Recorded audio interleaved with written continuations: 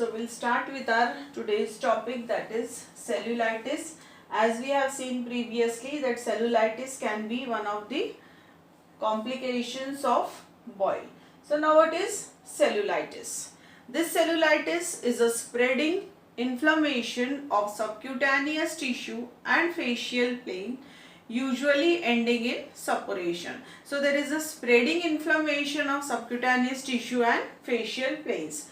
The causative organism of cellulitis is Streptococcus. This is the causative organism for cellulitis.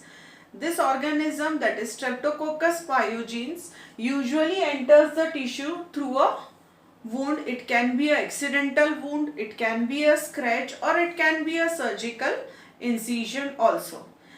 This organism, it releases different proteolytic enzymes like streptokinase, lipase, hyaluronidase. So these organisms or these enzymes which are released by these organisms, they causes a lot of tissue destruction.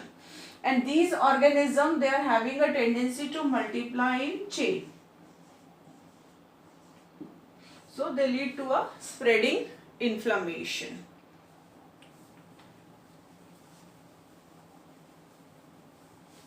Now coming on to clinical presentation.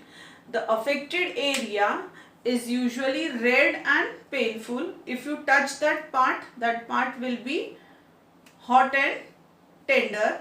The swelling is diffuse and spreading in nature.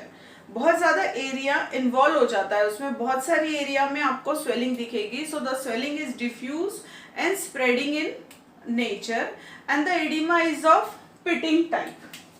Okay, edema is pitting type. You know there are two types of edema. One is pitting edema and another is non-pitting edema.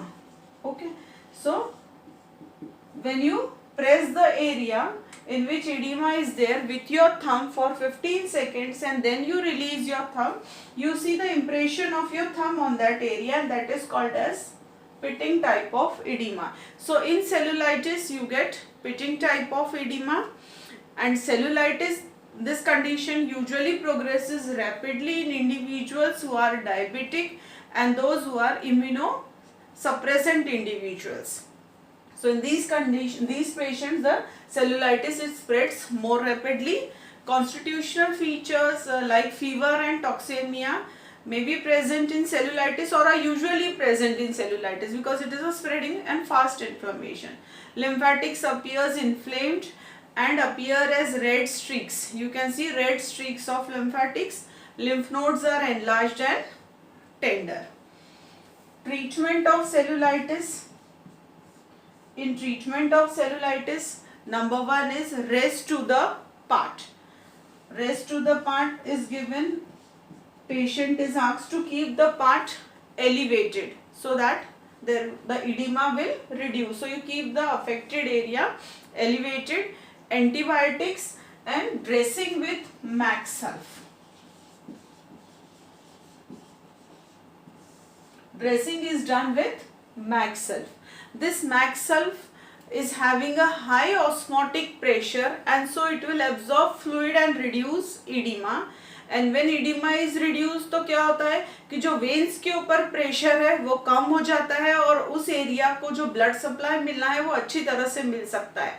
तो क्या होगा, oedema reduce हो जाएगा, veins के ऊपर का pressure कम हो जाएगा, ब्लड सप्लाई अच्छा हो जाएगा. तो वहाँ पे आप जो मेडिसिन दे रहे हो, एंटीबायोटिक्स दे रहे हो, they will reach to that area very nicely and more faster than if edema is present. So this Maxsulf is very important in dressing of cellulitis. Maxsulf is mixed with glycerine और उससे आप cellulitis की dressing कर सकते हो. Usual investigation in cellulitis, actually देख के ही समझ में आ जाता है कि cellulitis है, पर अगर वहाँ से कुछ discharge निकल रहा है तो you can send that discharge for culture and sensitivity. Now what will be the sequelae of cellulitis? Cellulitis infection may localize to form a pyogenic abscess. बहुत सी बार वहाँ पे लोकल गैंग्रीन भी हो सकता है. If not treated properly, this infection may cause septicemia and bacteremia and at times death of the patients. So this is all about cellulitis. Thank you.